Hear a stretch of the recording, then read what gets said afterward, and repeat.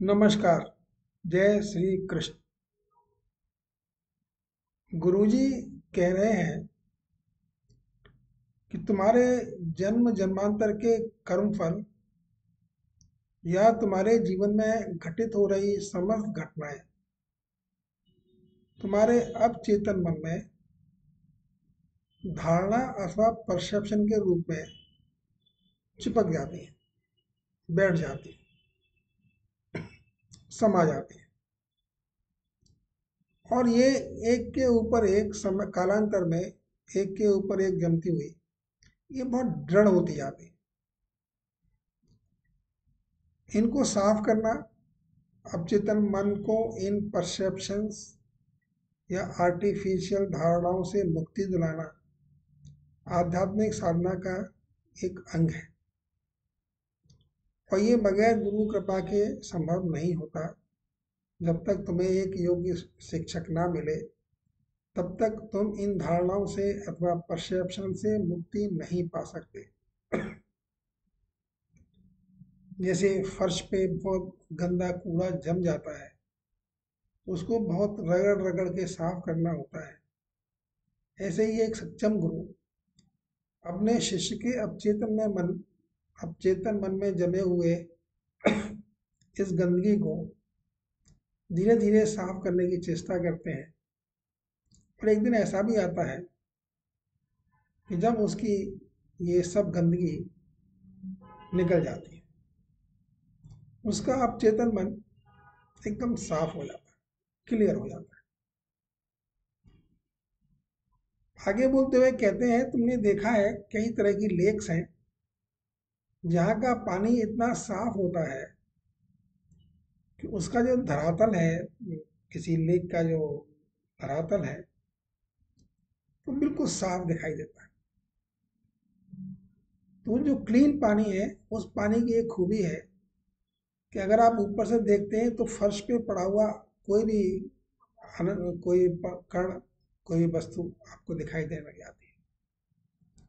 तो ये है पारदर्शी जल किसी लेक के अंदर समेटा हुआ। और अन्यथा तुम ऐसे तालाब तो देखते हो जिनमें गंदा जल पड़ा हुआ है, तो 2 इंच या 3 इंच नीचे की चीज भी दिखाई नहीं देती।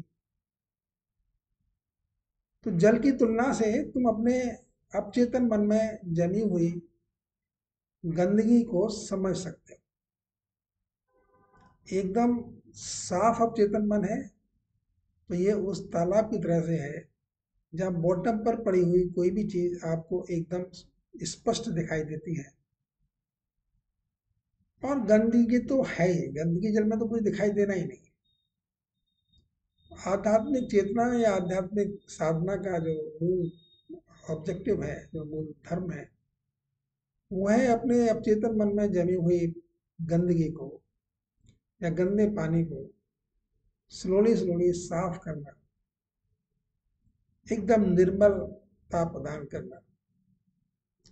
उस निर्मलता जब प्रदान हो जाती है अवचेतन मन को, तो फिर उसमें सब कुछ दिखाई देता है, एकदम साफ सुथरा सा।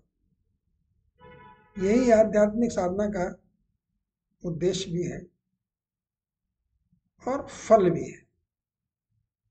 निर्मल चित्त वाला अवचेतन मन सुपर कॉन्शियसनेस प्राप्त कर लेता है। उसके अंदर जो कुछ भी गिरता है, जाता है, समाता है, वो सब जो उसका मालिक है, स्वामी है, उसको स्पष्ट दिखाई देता है।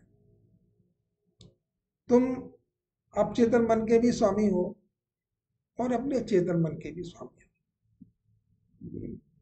तो अक्सर क्या होता है कि जो अवचेतन मन में भरी हुई गंदगी है, वो और गंदगी अपने अंदर समाये रखती है। तो तुम गंदगी में एकदम उलझे रहते। एक और बात समझने की चेष्टा करो। गुरु जी कहते हैं कि जैसे वायु में कण जो है हर समय तैरते उतराते रहते हैं। कभी सूर्य की रोशनी में वायु को निहारो तो तुम देखोगे कि एक छोटे छोटे से पार्टिकल, धूल के कण, उस सूर्य लाइट की, सनलाइट की जो रेज है उसे बड़े क्लियर दिखाई देते हैं। उन धूल के कणों की तरह से ही विचार के कण, विचार समूह भी हर समय हमारे आसपास तैरते उतराते रहते हैं, हर समय, हर जगह।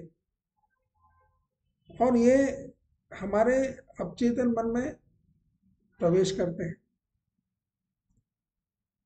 तो जब ये अवचेतन मन में प्रवेश करते हैं तो जैसे गंदे जल होता है, ऐसे गंदे जल में और गंदगी समा जाती है, तो ये भी समा जाते हैं और जल की गंदगी थोड़ी और बढ़ जाती है। इन कणों कणों के प्रभाव से हमारे मस्तिष्क की तरंगें उत्तेजित हो उठती हैं। विचार समूह हमारे अंदर एंटर किए, विचार समूह भी विद्युत तरंगें हैं और हमारे मन के अंदर से भी तरंगें निकल रही हैं, हर समय एमिट करता रहता है हमारा माइंड।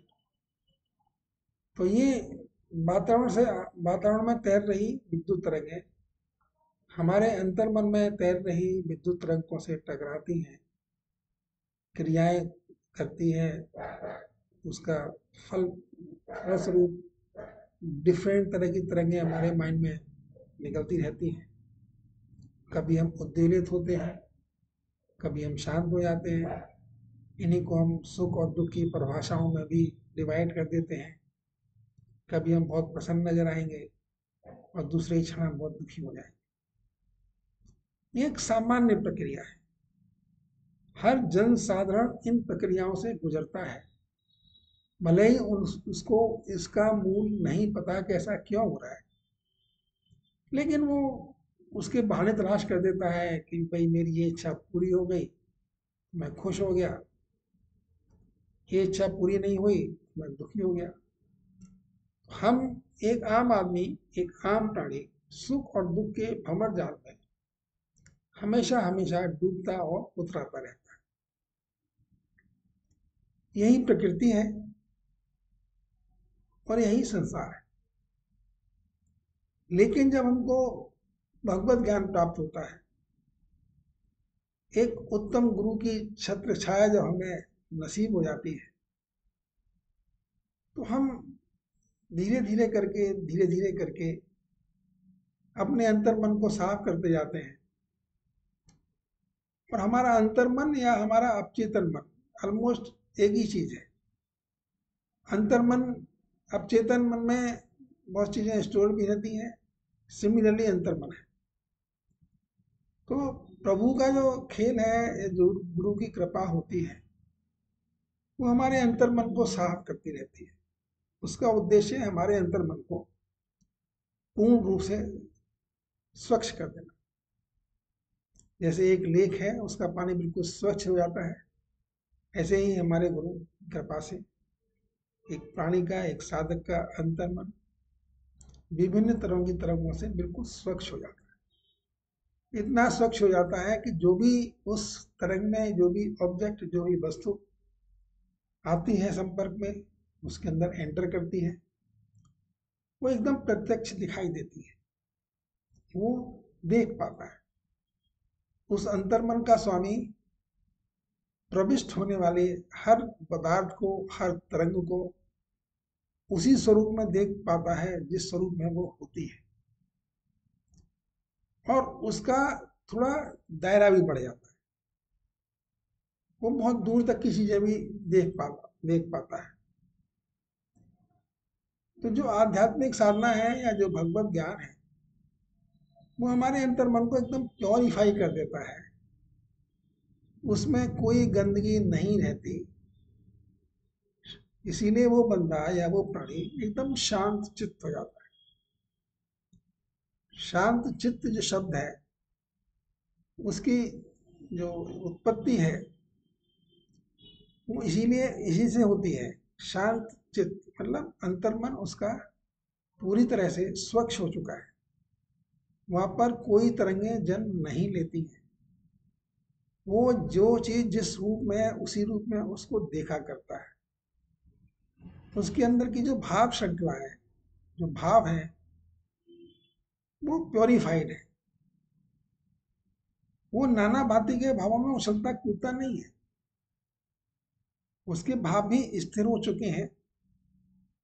और एक दैवीय भाव है प्रेम,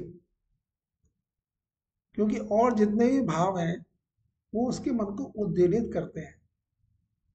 प्रेम भाव जो ईश्वर की प्रकृति है, उसमें आवेश नहीं है, आवेश रहित है, वो शांत है, वो सबका कल्याण चाहता है, सबका मंगल चाहता है, सब प्रसन्न हो, यही उसकी इच्छा रहती है। और ये प्रेम का प्रसाद है। गुरु जी कहते हैं किसी से पूछो, क्या तुमने कभी सच्चा प्रेम किया है? शायद बहुत कम लोग होंगे जो सच्चे प्रेम की परिभाषा बता पाए। और गुरु जी कहते हैं सच्चा प्रेम मेरा प्रसाद है, मैं करता हूं। सच्चे प्रेम में कुछ चाहा नहीं जाता, सिर्फ दूसरे के कल्याण की कामना होती है। सच्चे प्रेम की अगर कोई परिभाषा पूछे तो आपके मन में जिस दूसरों के प्रति जिसको आप प्रेम करते हैं उसके प्रति कल्याण की भावना आ जाए, आपके मन में ये भाव रहे कि वो सुखी रहे, स्वस्थ रहे, तो ये प्रेम की निशानी है।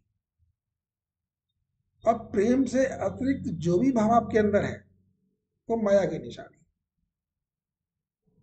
क्योंकि उसमें राग भी है। प्रेम के अलावा जितने भाव हैं जो हमारे मन तन मन में उठते हैं, उनमें काम है, क्रोध है, अहंकार है, सब कुछ है, इच्छाएं हैं, राग है, द्वेष है।